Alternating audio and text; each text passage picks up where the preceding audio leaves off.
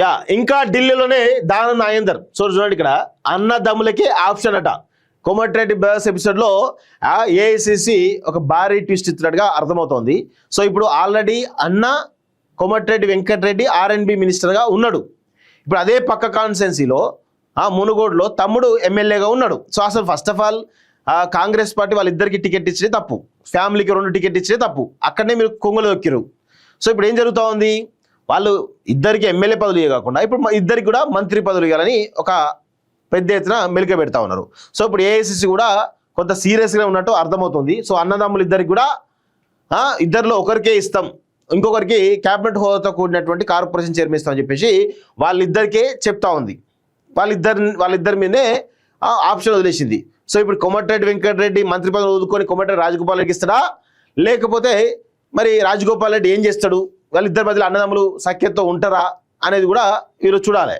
So ఇక్కడ చూడండి, టీపీసీసీకి సవాలుగా మారిన బెర్త్ సర్దుబాటు, మంత్రి పదవి కేటాయింపై తర్జన భర్జన, పార్టీలో ఒక కుటుంబానికే ఒకటే పదవి నిబంధన, మరొకరికి క్యాబినెట్ ర్యాంక్తో కూడిన ప్రాధాన్యత, మీరే తెలుసుకోవాలని ఇద్దరికి ఆఫర్ అంటూ చూస్తాను.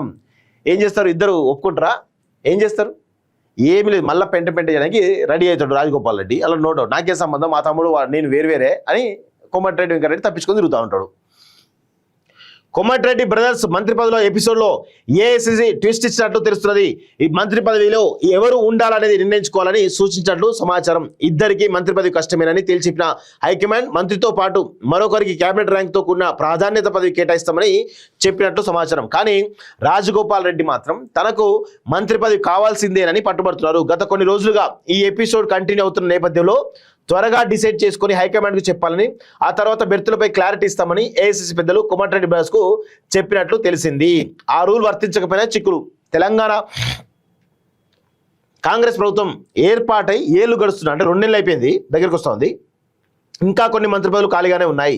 ఈ బెర్తుల భర్తీపై అధిష్టానం ఎప్పుడో నిర్ణయం తీసుకుంటుందని భావించిన రకరకాల సమీకరణల వల్ల వాయిదా పడుతూ వస్తున్నది. నల్గొండ జిల్లా రాజకీయాల్లో తమకంటూ ప్రత్యేక ముద్ర వేసుకున్నటువంటి కోమటిరెడ్డి వెంకటరెడ్డి ఇప్పటికే మంత్రిగా ఉండగా ఆయన తమ్ముడు రాజగోపాల్ రెడ్డి కూడా తనకు మంత్రి పదవి కావాలని చెప్పేసి మినిస్టర్ ఇవ్వాలని కోరుతున్నారు. ఇద్దరికి అర్హత ఉన్నప్పటికీ కొన్ని ఈక్వేషన్స్ కారణంగా ఇవ్వలేని పరిస్థితి ఉన్నట్లు పార్టీ వర్గాలు చెబుతున్నాయి. ఒకే కుటుంబం నుంచి ఒకే పదవి అనేది కాంగ్రెస్ ఉదయపూర్ డిక్లరేషన్ స్పష్టం చేస్తున్నది. సో ఒకే కుటుంబానికి ఒకే పదవి కదా. సో ఇప్పుడు ప్రియాంక గాంధీకి రాహుల్ గాంధీకి ఇద్దరి పదవులు ఉన్నాయి కదా, వాళ్ళే కదా తుంగలో దొక్కింది. మరి తుంగలో దొక్కిన తర్వాత ఏమవుతుంది, ఇక మిగతా వాళ్ళు కూడా అదే పాటిస్తూ ఉంటారు. రేపు అడగరా కోమటిరెడ్డి రాజగోపాల్ రెడ్డి అడుగుతారు కదా. ఒకే కుటుంబం నుంచి ఒక పదవి అనేది కాంగ్రెస్ ఉదయపూర్ డిక్లరేషన్. అయితే సీనియర్లు విజయం వరించే అభ్యర్థులకు మినహాయింపులు ఉంటాయని రూల్ పెట్టుకున్నది. కోమటిరెడ్డి బ్రదర్స్ ఎపిసోడ్లో ఈ రూల్ వర్తించకపోయినా ఒకే ఫ్యామిలీలో ఇద్దరికి మినిస్టర్ పోస్టులు ఇస్తే పార్టీలో పరిస్థితులు ఎలా ఉంటాయనేది చర్చనీయమైంది. రాజగోపాల్ రెడ్డి ఎపిసోడ్కు చెక్ పెట్టేందుకు ఇద్దరు అన్నదమ్ములే తేల్చుకుంటే బెటర్ అంటూ నేతలు కూడా అభిప్రాయపడుతున్నట్టు పరుస్తున్నారు. ఢిల్లీలోని దానం ఖైరతాబాద్పై సస్పెన్షన్ అంటూ చూస్తా ఉన్నాం. సో ఇక్కడ కోమటిరెడ్డి రాజగోపాల్ రెడ్డి, కోమటిరెడ్డి వెంకటరెడ్డి ఇద్దరికి మంత్రి పదవులు ఇస్తే ఇక కాంగ్రెస్ పార్టీకి ఏం నిబాధత ఉంటుంది, ఏముంటుంది, బెదిరిస్తే పదవులు ఇస్తారా?